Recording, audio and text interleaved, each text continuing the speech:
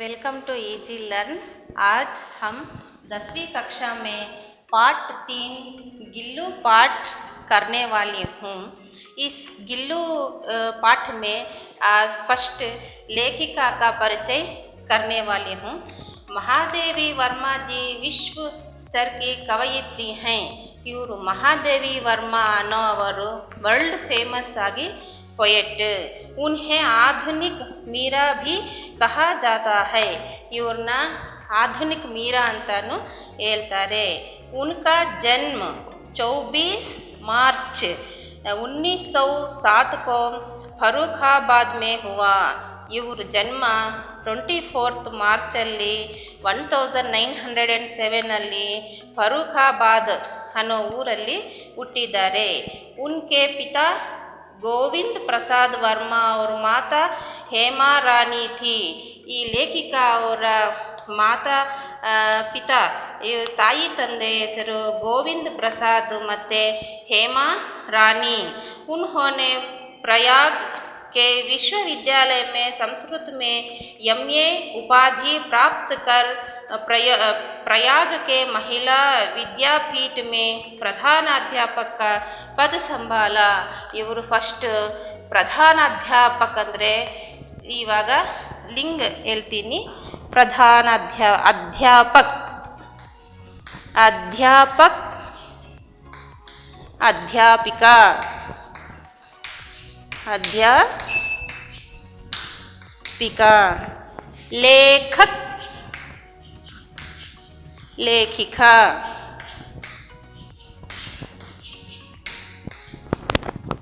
ಇವರು प्रधानाध्यापक head master आगी ಕೆಲಸ ಮಾಡಿದ್ದಾರೆ। महादेवी वर्मा जी ने गद्य और पद्य दोनों की रचना की है। ನಮ್ಮ ಒಂದು ಟೆಕ್ಸ್ಟ್ ಬುಕ್ಕಲ್ಲಿ ಗದ್ಯ ಇರುತ್ತೆ, ಪದ್ಯ ಭಾಗ ಇರುತ್ತೆ, ಗದ್ಯ ಭಾಗ ಇರುತ್ತೆ। ಇವರು ಕವಯಿತ್ರಿ ಎರಡು ಸಹ ಇವರು ಪ್ರವೇಶ ಇದೆ, ಬರೆಯೋ ಕೆಪಾಸಿಟಿ ಇದೆ। ಇನ್ಕಿ ಪ್ರಮುಖ ರಚನಾಯೇ ಹೈ ಇವರು ಬರೆದಿರೋದು ನೋಡೋಣ। ಯಾಮ, सांध्या गीत, दीप शिखा, नीरजा, निहार, अतीत के चलचित्र, समृद्धि की रेखाएं, पथ के साथी, मेरा परिवार, श्रृंखला की काड़ियाँ आदि इवर फेमस ಆಗಿರೋ ರಚನೆಗಳು। ಇದು महादेवी वर्मा जी को सेक्युरिया मंगल प्रसाद द्विवेदी पद आदि अनेक पुरस्कार प्राप्त हैं। इव्ರಿಗೆ ಎಷ್ಟು ಪುರಸ್ಕಾರಗಳು ಸಹ ಸಿಕ್ಕಿದೆ। उनकी यामा के लिए ज्ञानपीठ पुरस्कार प्राप्त है। ಅವರು ಬರೆದಿರೋ ಯಾಮ ಅನ್ನೋ ಒಂದು ಇದಕ್ಕೆ ಅವ್ರಿಗೆ ಅವಾರ್ಡ್ ಸಹ ಜ್ಞಾನಪೀಠ ಅವಾರ್ಡ್ ಸಹ ಸಿಕ್ಕಿದೆ। ಇವಾಗ ನಾವು ಲೆಸನ್ಗೆ ಬರೋಣ। ಗಿಲ್ಲು, ನಿಮ್ಮ ಎಲ್ಲರ ಮನೆಯಲ್ಲಿ ಪೆಟ್ ಅನಿಮಲ್ಸ್ ಇದ್ದಾವ, ಹಾಗೆ ಇವರು ಪೆಟ್ ಅನಿಮಲ್ಸ್ ಬಗ್ಗೆ ನಾವು ಹೆಂಗೆ ಕೇರ್ ತಗೋಬೇಕು ಅಂತ ಈ ಮಹಾದೇವಿ ವರ್ಮಾಜಿ ಅವರು ಹೇಳ್ತಾ ಇದ್ದಾರೆ। ಅಚಾನಕ್ ಇವರು ಸ್ಟಾರ್ಟ್ ಮಾಡಿರೋದೇ ಅಚಾನಕ್ ಅಂದರೆ ಸಡನ್ಲಿ। एक दिन सवेरे कमरे के से बरामदे आकर मैंने देखा दो कौए एक गमले के चारों ओर चोंच से छुआ वल जैसा खेल रहे हैं। ಒಂದು ದಿವಸ ಈ ಕವಯಿತ್ರಿ ಆಚೆ ಬಂದು ಮನೆಯಿಂದ ಆಚೆ ಬಂದು ನೋಡಿದ್ರೆ ಚುವಾವಲ್ ಅಂದರೆ ಒಂದು ಆಟ ಥರ ಈ ಕವ್ವ ಅಂದರೆ ಕಾಕಿ ಇದೆಲ್ಲ ಹಿಂಗೆ ಮಾಡ್ತಾ ಇದ್ದಾವೆ। ಯಹ ಕಾಕಭುಷಂಡಿ ಬಿ ವಿಚಿತ್ರ ಪಕ್ಷಿ ಹೈ। ಕಾಕಭುಷಂಡಿ, ಇವಾಗ ಕಾಕಭುಷಂಡಿ ಅಂದರೆ ಏನಂತ ನೋಡೋಣ। ಕಾಕಭುಷಂಡಿ ಇದು ಕವ್ವ। ಕಾಕಭುಷಂಡಿ ಮೀನ್ಸ್ ಕವ್ವ। ಫಸ್ಟ್ ಹಳೆ ಕಾಲದಲ್ಲಿ ಈ ಕ್ರೋಸ್ಗೆ ತುಂಬ ಸ್ಟೋರೀಸ್ ಇದ್ದಾವೆ। ಇದನ್ನ ಫಸ್ಟು ಪಕ್ಷಿಗಳೆಲ್ಲ ಸಹ ಸೇರಿ ಅವ್ರ ಗುರುವಾಗಿ ಈ ಕಾಗಿನ ತಗೊಂಡಿದ್ದಾರೆ ಅಂತ ಕಥೆಗಳು ಇದ್ದಾವೆ। ಮತ್ತು ಒಂದು ಸತಿ ರಾವಣಾಸುರ ಯಮಧರ್ಮರಾಜ ಮೇಲೆ ಫೈಟ್ ಮಾಡೋಕ್ಕೆ ಯುದ್ಧ ಮಾಡೋಕ್ಕೆ ಹೋದರೆ ಆವಾಗ ಯಮಧರ್ಮರಾಜ ಸಹ ಈ ಕವ್ವ ಅಂದರೆ ಕಾಗಿಯಲ್ಲಿ ಹೋಗಿ ಅವರು ಎಸ್ಕೇಪ್ ಮಾಡಿದ್ದಾರೆ ಅಂತಲೂ ಒಂದು ಕಥೆ ಇದೆ। ಇವಾಗ ಲೆಸನಲ್ಲಿ ಕಾಕಭುಷಂಡಿ ಬಿ ವಿಚಿತ್ರ ಪಕ್ಷಿ ಹೈ, ಏಕ್ ಸಾಥ್ ಸಮಾದರಿತ್ ಅನಾದರಿತ್ ಅತಿ ಸಮ್ಮಾನಿತ್ ಅತಿ ಅವಮಾನಿತ್. ಒಂದೇ ಪಕ್ಷಿಗೆ ಇದೆಲ್ಲ ಸಿಗ್ತಾ ಇದೆ. ಏನು ಸಿಗ್ತಾ ಇದೆ ಅಂದರೆ ಏಕ್ ಸಾಥ್ ಸಮಾದರಿತ್ ಎಲ್ಲ ಆದರಣೆನೂ ಸಿಗ್ತಾ ಇದೆ. ಅನಾದರಿತ್ ಅಂದರೆ ಅವ್ರಿಗೆ ಇಷ್ಟ ಇಲ್ಲ ಅಂತ ಪಕ್ಷಿ ಯಾವುದು ಅಂದ್ರೇನು ಕಾಗಿ. ಅತಿ ಸಮ್ಮಾನಿತ ತುಂಬ ರೆಸ್ಪೆಕ್ಟ್ ಕೊಡೋದು ಯಾವುದು ಈ ಕಾಗಿಗೆ. ಇನ್ನೊಂದು ಅತಿ ಅವಮಾನಿತ ತುಂಬ ಅವಮಾನ ಪಡೋ ಪಕ್ಷಿ ಯಾವುದು ಅಂದರೆ ಇದು ಕಾಗಿನೇ. ಅದು ಹೆಂಗೆ ಅಂತ ನೋಡೋಣ. ಹಮಾರೆ ಬೇಚಾರೆ फुकरे ना गरुड़ के रूप में आ सकते हैं, ना मयूर के ना हंस के. ನಮ್ಮ ಸಂಪ್ರದಾಯ ಪ್ರಕಾರ ನಾವು ಪಿತೃಪಕ್ಷ ಮಾಸ ಅಂತ ಮಾಡ್ತೀವಲ್ಲ, ಆವಾಗ ನಾವು ಸತ್ತೋಗಿರೋರಿಗೆ ಪಿಂಡ ಪ್ರದಾನ ಮಾಡಬೇಕಂದ್ರು ಏನು ಎಡೆ ಇಕ್ಕಬೇಕಂದ್ರು ಯಾವ ಪಕ್ಷಿ ರೂಪದಲ್ಲಿ ಬಂದು ಮುಟ್ತಾರೆ? ಕಾಗಿ ರೂಪದಲ್ಲೇ ಬಂದು ಮುಟ್ತಾರೆ. ಮಯೂರ್ ಅಂದರೆ ಏನು? ಪಿಕಾಕಲ್ಲಿ ಬರಲ್ಲ. ಮತ್ತು ಹಂಸ್ ಅದಕ್ಕೂ ಅದು ಅದರ ಆ ರೂಪದಲ್ಲಿ ಬರಲ್ಲ. ಏನು ರೂಪದಲ್ಲಿ ಬರ್ತವೆ? ಒಂದು ಕಾಕಿ ರೂಪದಲ್ಲಿ ಮಾತ್ರ ಬರ್ತವೆ. उन्हें पितर पक्ष में हमसे कुछ पाने के लिए काक बनकर ही ಅವತೀರ್ಣ ಹೋನಾ ಪಡ್ತಾ ಹೈ. ಅವರು ಸತ್ತೋಗಿರೋರು ಕಾಕಿ ರೂಪದಲ್ಲಿ ಬಂದು ನಾವು ಮಾಡಿರೋ ಪಿಂಡ ಪ್ರದಾನ ತಗೊತಾರೆ ಅಂತ ಇದಕ್ಕೂ ನಾವು ತುಂಬ ರೆಸ್ಪೆಕ್ಟ್ ಕೊಡ್ತೀವಿ. ಇತನಿ ಹಿ ನಹಿ ಹಮಾರೆ ದೂಸರಾ प्रियजनों को भी अपने आने का मधुर संदेश इनके कर्कश स्वर में ही देना पड़ता है. ಇನ್ನು ನಾವೊಂದು ಏನು ಮಾಡ್ತೀವಿ, ನಾವು ನಂಬಿಕೆ ಏನು ಅಂದರೆ ಮನೆ ಮೇಲೆ ಕಾಕಿ ಕುತ್ಕೊಂಡು ಜಾಸ್ತಿ ಸತಿ ಕಾವ್ ಅಂತ ಇದು ಸೌಂಡ್ ಮಾಡಿದ್ರೆ ಏನು ನಮ್ಮ ಮನೆಗೆ ಯಾರೋ ಬರ್ತಾರೆ, ನಮ್ಮ ಹೆಣ್ಸರು ನಮಗೆ ರಿಲೇಟಿವ್ಸ್ ಬರ್ತಾರೆ ಅಂತ ನಮಗೆ ಅದು ಒಂದು ನಂಬಿಕೆ ಇದೆ. दूसरी ओर हम कौवा और काव करने का अवमान के अर्थ है में ही प्रयुक्त करते हैं. ಇನ್ನೂ ಒಂದು ಏನು, ಈ ಕಾಗಿ ಏನಪ್ಪ ಇಷ್ಟು ಸೌಂಡ್ ಮಾಡ್ತಾ ಇದೆ ಅಂತ ನಾವು ಇದು ಸೌಂಡು ಮಾಡ್ತೀವಿ. ಇನ್ನೂ ಒಂದು ಯಾರಾದರೂ ಜಾಸ್ತಿ ಗಲಾಟೆ ಮಾಡಿದೆ ಅವನೇನಪ್ಪ ಕಾಕಿ ಬಡ್ಕೊತಾನೆ ಅಂತನೂ ಅದನ್ನು ಒಂದು ಅದು ಏನು ಕಾಗಿಗೆ ಸಿಕ್ಕೋ ಅವಮಾನನೂ ಇದೆ, ಕಾಗಿಗೆ ಸಿಕ್ಕೋ ರೆಸ್ಪೆಕ್ಟ್ ಸಹ ಇದೆ. ಇನ್ನು ನೆಕ್ಸ್ಟ್ पेज मेरे काक पुराण के विवेचन में अचानक बाधा आ पड़ी, क्योंकि गमले और दीवार की संधि में छिपे एक छोटे से जीव पर मेरी दृष्टि रुक गई. ಇವ್ರು ಕವಯಿತ್ರಿ ಆಚೆ ಬಂದು ನೋಡ್ತಾರಲ್ಲ, ಆವಾಗ ಅವ್ರಿಗೆ ಒಂದು ದೃಶ್ಯ ಕಾಣಿಸಿದೆ. ಏನು ಆ ದೃಶ್ಯ ಅಂದರೆ, ಅಲ್ಲಿ ಗಮಲ ಅಂದರೆ ನಾವು ಫ್ಲವರ್ ಪಾರ್ಟ್ನ ಗಮಲ ಅಂತೀವಿ. ಆ ಗಮಲ ಅದಕ್ಕೆ ದೀವಾರ್ ಅಂದರೆ ಆ ದೀವಾರ್ಗೂ ಗಮಲಕ್ಕೆ ಮಧ್ಯದಲ್ಲಿ ಅಲ್ಲಿ ಒಂದು ಚಿಕ್ಕ ಜೀವಿ ಇದೆ. ನಿಕಟ್ ಜಾಕರ್ ದೇಖ ಗಿಲ್ಹರಿ ಕಾ ಏಕ್ ಛೋಟಾ ಸಾ ಬಚ್ಚಾ ಹೈ. ಅವರು ಹತ್ರ ಹೋಗಿ ನೋಡಿದ್ರೆ ಅದು ಏನು, ಗಿಲ್ಹರಿ ಕಾ ಏಕ್ ಛೋಟಾ ಸಾ ಬಚ್ಚಾ ಹೈ. ಗಿಲ್ಹರಿ ಅಂದರೆ ಅಲ್ಲಿಲು. ಛೋಟಾ ಅಪೋಸಿಟ್ ಏನು ಬರುತ್ತೆ? ಛೋಟಾ ಬಡ. ವಿಲೋಮ್ ಶಬ್ದ, ಇದನ್ನು ವಿಲೋಮ್ ಶಬ್ದ ಅಂತೀವಿ. ಛೋಟಾ ಬಡ. ಏಕ್ ಅನೇಕ್. विलोम शब्द एक, विलोम शब्द अनेक. निकट जाकर देखा गिलहरी का एक छोटा सा बच्चा है जो संभवतः घोंसले से गिर पड़ा है. घोंसले ಅಂದರೆ ಅವರು ಪಕ್ಷಿಗಳು ಇಟ್ಕೊಂಡು ಗೂಡದಿಂದ ಆವಾಗೆ ಚಿಕ್ಕದು ಬಿದೋಗಿದೆ. है और अब कौवे जिसमें सुलभ आहार खोज रहे हैं. ಅವರು ಈ ಕಾಕಿಗಳು ಹೋಗಿ ಅವರು ಆಹಾರ ಮಾಡ್ಕೋಸ್ಕರ ಅದನ್ನು ಆಚೆ ತೆಗಿಯೋಕ್ಕೆ ಟ್ರೈ ಮಾಡ್ತಾ ಇದ್ದಾರೆ. काक द्वय की चोंच के दो घाव उस लघु प्राण के लिए बहुत थे.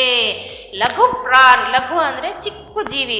ಆ ಚಿಕ್ಕ ಜೀವಿಗೆ ಈ ಕಾಗಿ ಹೋಗು ಸತಾಯಿಸ್ತಾ ಇರೋದು ಅದು ಜಾಸ್ತಿ ಆಗೋಯಿತು. ಆ ಚಿಕ್ಕ ಜೀವಿಗೆ ತಡೆಯೋಕ್ಕೆ ಆಗ್ತಾ ಇಲ್ಲ. ವಹ ನಿಶ್ಚೇಷ್ಟ ಸಹ ಗಮಲೆ ಸೆ ಚಿಪಕಾ ಪಡಾಥ. ಒಂದು ಪಾಟ್ ಹತ್ರ ಅದು ಒಂದು ಮುಚ್ಕೊಂಡು ಇದೆ. सबने कहा कौवे की चोंच का घाव लगने के बाद यह बच नहीं सकता, अतः इसे ऐसा ही रहने दिया जावे. ಅಲ್ಲಿ ನೋಡ್ತಾ ಇರೋ ಬೇರೆಯವರು ಅನ್ಕೊತಾ ಇದ್ದಾರೆ ಈ ಕಾಕಿಗಳು ಅದನ್ನ ಬೈಟ್ ಮಾಡಿರೋವಾಗ ಅದನ್ನ ಆಗೋಯ್ತು, ಅದು ಸತ್ತೋಗತ್ತೆ, ಆ ಜೀವಿ ಚಿಕ್ಕ ಜೀವಿ ಅಂತ ಎಲ್ಲರೂ ಅನ್ಕೊತಾ ಇದ್ದಾರೆ. परंतु मन नहीं माना, उसे हौले से उठाकर अपने कमरे में लाई. फिर रुई से रक्त खोंचकर घावों पर पेंसिलिन का मरहम लगाया. ಆದರೆ ಈ ಕವಯಿತ್ರಿ ಮನಸ್ಸು ನೋಡಿಕೊಂಡು ಸುಮ್ಮನೆ ಇರೋಕ್ಕಾಗಿಲ್ಲ. ಅವರು ಏನು ಮಾಡಿದ್ದಾರೆ, ಅದನ್ನು ತಗೊಂಡು ಮನೆ ಒಳಗಡೆ ತಗೊಂಡು ಬಂದು ಕಾಟನ್ ತಗೊಂಡು ಸ್ವಲ್ಪ ಅದಕ್ಕೆ ಫಸ್ಟ್ ಏಡ್ ಎಲ್ಲ ಮಾಡಿದ್ದಾರೆ. कई घंटों के उपचार के उपरांत उसके मुख में एक बूंद पानी टपकाया जा सका. ಅವರು ಸ್ವಲ್ಪ ಹೊತ್ತು ಫಸ್ಟ್ ಏಡ್ ಮಾಡಿದ ಮೇಲೆ ಅವರು ಮುಖಕ್ಕೆ ಸ್ವಲ್ಪ ನೀರು ಹಾಕಿದ್ದಾರೆ. ಯಾರು ಕವಯಿತ್ರಿ ಯಾರಿಗೆ ಹಾಕಿದ್ದಾರೆ, ಅಲ್ಲಿಲು ಗಿಲ್ಲುಗೆ ಹಾಕಿದ್ದಾರೆ. तीसरे दिन वह इतना अच्छा और आश्वस्त हो गया कि मेरी उंगली अपने दो नन्हे पंजों से पकड़कर नीले कांच के मोतियों जैसा आंखों से इधर उधर देखने लगा. ಒಂದು ದಿವಸ ಆದಮೇಲೆ ಇನ್ನೊಂದು ದಿವಸ ಅದು ಎಷ್ಟು ಕ್ಯೂರ್ ಆಗಿದೆ ಅಂದರೆ ಅವ್ರ ಕೈನ ಅವರು ಚಿಕ್ಕ ಚಿಕ್ಕ ಪಾದದಿಂದ ಹಿಡ್ಕೊಂಡು ಐಸ್, ಅವರು ಕವಯಿತ್ರಿ ವರ್ಣನೆ ಎಷ್ಟು ಚೆನ್ನಾಗಿ ಮಾಡಿದ್ದಾರೆ ನೋಡ್ರಿ. ನನ್ಹೆ पंजों में पकड़ नीले कांच के मोतियाँ, ಬ್ಲೂ ಕಲರ್ ಡೈಮಂಡ್ ಹೆಂಗೆ ಮಿನ ಮಿನ ಅಂತ ಎಷ್ಟು ಚೆನ್ನಾಗಿ ನೋಡೋಕ್ಕಿರತ್ತೋ ಈ ಅಲ್ಲಿಲು ಕಣ್ಣುಗಳು ಸಹ ಹಂಗೆ ಚಮಕ್ತಾ ಇದೆ. ಇಧರ್ ಉಧರ್ ಇಲ್ಲಿ ಅಲ್ಲಿ ನೋಡ್ತಾ ಇದೆ. 3-4 मास में उसके स्निग्ध रोएं, झब्बेदार पूंछ और चंचल चमकीले आंखें सबको विस्मित करने लगी. ಇಲ್ಲಿ ಇನ್ನೂ ಚೆನ್ನಾಗಿ ವರ್ಣನೆ ಮಾಡಿದ್ದಾರೆ ಅಲ್ಲಿಗೆ ಕವಯಿತ್ರಿ. 3-4 मास में 3-4 ಮಾಸ ಆದಮೇಲೆ ಸ್ನಿಗ್ಧ ರೋಯೆ, ಸ್ಮೂತ್ ಹೇರ್, ಝಬ್ಬೇದಾರ್ ಪೂಂಚ್, ಅದು ಟೈಲ್ ನೋಡೋಕ್ಕೆ ಎಷ್ಟೋ ಚೆನ್ನಾಗಿರುತ್ತೆ ಅಲ್ಲ, ಟೈಲ್ ಬಂದು ಅದಕ್ಕೆ ಚಿಕ್ಕ ಚಿಕ್ಕ ಈ ಕಡೆ ಆ ಕಡೆ ಹೇರ್ಸ್ ಬರ್ತಾವಲ್ಲ, ಅದು ಸಹ ವರ್ಣನೆ ಮಾಡಿದ್ದಾರೆ. ಸಬ್ಕೋ ವಿಸ್ಮಿತ್ ಕರ್ನೆ ಲಗೆ ಅಂದರೆ ಅದು ಅಲ್ಲಿ ನೋಡೋಕ್ಕೆ ಅಷ್ಟು ಚೆನ್ನಾಗಿ ಕಾಣಿಸ್ತಾ ಇದೆ. ಹಮ್ ಉಸೆ ಗಿಲ್ಲು ಕಹಕರ್ ಬುಲಾನೆ ಲಗೆ. ಆವಾಗಿಂದ ಇವರು ಗಿಲ್ಲು ಅಂತ ಅದಕ್ಕೆ ಕರೀತಾ ಇದ್ದಾರೆ. ಮೈನೆ फूल रखने के एक हल्की डालिया में रुई बिछाकर उसे तार से खिड़की पर लटका दिया.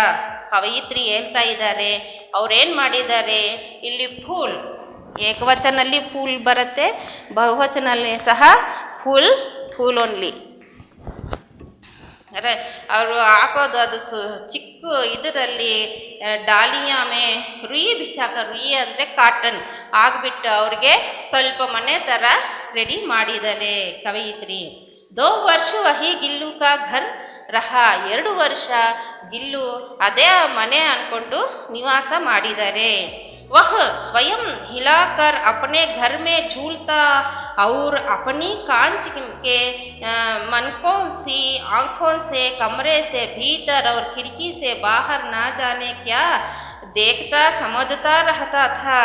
ಅದು ತುಂಬ ಚೆನ್ನಾಗಿ ಎಂಜಾಯ್ ಮಾಡ್ತಾ ಇದೆ ಅದು ಗಿಲ್ಲು. ಅಲ್ಲಿ ಓಡೋದು, ಇಲ್ಲಿ ಓಡೋದು, ಅದು ಇಂದ ಜಂಪ್ ಮಾಡೋದು, ಕೆಳಗಡೆ ಬರೋದು, ಮೇಲೆ ಬರೋದು, ಹಿಂಗೆಲ್ಲ ಮಾಡಿಬಿಟ್ಟು ಎಂಜಾಯ್ ಮಾಡ್ತಾ ಇದೆ. परंतु उसकी समझदारी और कार्यकलाप कर सबको ಆಶ್ಚರ್ಯ ಹೋತಾ था. ಈ ಗಿಲ್ಲು ಏನು ಮಾಡ್ತಾ ಇದೆ ಅಂತ ನೋಡಿಬಿಟ್ಟು ಎಲ್ಲರಿಗೂ ಆಶ್ಚರ್ಯ ಆಗ್ತಾ ಇತ್ತು. ಅಷ್ಟು ಚೆನ್ನಾಗಿ ಹೆಲ್ತ್ ಚೆನ್ನಾಗಾಗಿದೆ ಗಿಲ್ಲುಗೆ, ಚೆನ್ನಾಗಿ ಅವರು ಸಹ ಚೆನ್ನಾಗಿ ನೋಡ್ಕೊತಾ ಇದ್ರು ಕವಯಿತ್ರಿ ಸಹ. जब मैं लिखने बैठती तब अपनी ओर मेरा ध्यान आकर्षित करने की उसे इतनी तीव्र इच्छा होती थी कि उसने एक अच्छा उपाय खोज निकाला.